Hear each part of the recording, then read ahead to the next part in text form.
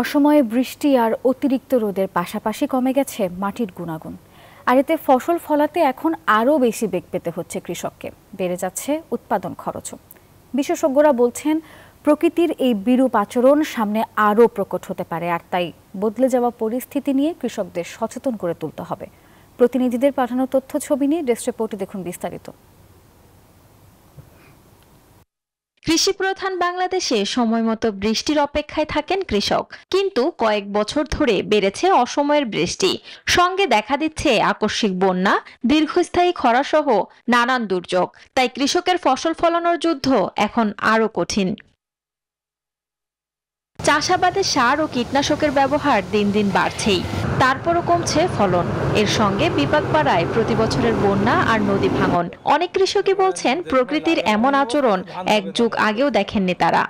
এখন বেশিরভাগ গরমটাই বেশি, মানে এই কারণে আপনার আবাদ ছাবাদের খুব সমস্যা। ঠিকমতো বৃষ্টি যখন দরকার তখন হয় না। সার বেশি খরচ করছে, আবাদ হচ্ছে না, ধান হচ্ছে না, তারপরে বিষও আবার বিষ হচ্ছে, মেনকে বিষ অতিরিক্ত বিষ লাগছে চাষির। মাঠে যে পরিমাণ জমি ডুবে যায় সে পরিমাণ তো ক্ষেত হচ্ছে না। এই ক্ষেত না হলে দেশে কীটনাশকের দাম বেড়েছে। টানা বৃষ্টিতে ভুট্টে টুট্টে যাহা কিছু সব পচে যাওয়া শেষ। বন্যায় গাড়ি ফিরে যায়, তারপর বন্যায় খাওয়া যায়, শাক সবজি হইতেছে না, খুবই কৃষকের খুবই লসই হয়। বিশেষজ্ঞরা বলছেন এমন দশার অন্যতম কারণ জলবায়ু পরিবর্তন। তাই কৃষকদের নতুন পরিস্থিতি সম্পর্কে সচেতন করে তুলতে হবে। আবহাওয়ার ফোরকাস্ট অনুযায়ী ওই ফোরকাস্টটাকে যদি আমরা ফলো করে আমরা যদি আমাদের মানে রোপণ বা বপন কার্যক্রমটা করি, তাহলে অনেকটাই আমাদের ওই হিটটা অথবা অনাবৃষ্টিটা আমরা অ্যাভয়েড করতে পারবো। তো সরকারকে অবশ্যই এক্ষেত্রে উদ্যোগী হতে হবে।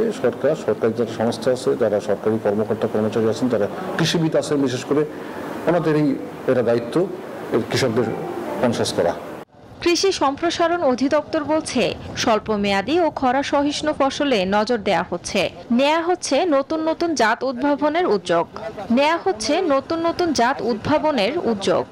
স্বল্প জীবনকালীন ফসলের উদ্ভাবন বা পানি কম লাগে এই ধরনের জীবনকালীন উদ্ভাবন, খরা সহ্য করতে পারে যে জীবনকালীন, তাপ সহ্য করতে এই শীতকালীন ফসল বেরোন গম বা অন্য ফসলের জাত উদ্ভাবন, যার মাধ্যমে আমরা মানে পরিবেশের সাথে বা জলবায়ুর সাথে খাপ খাইয়ে আমাদের কৃষির উৎপাদনটা তো ঠিক থাকে সেই ব্যবস্থা করে যাচ্ছে।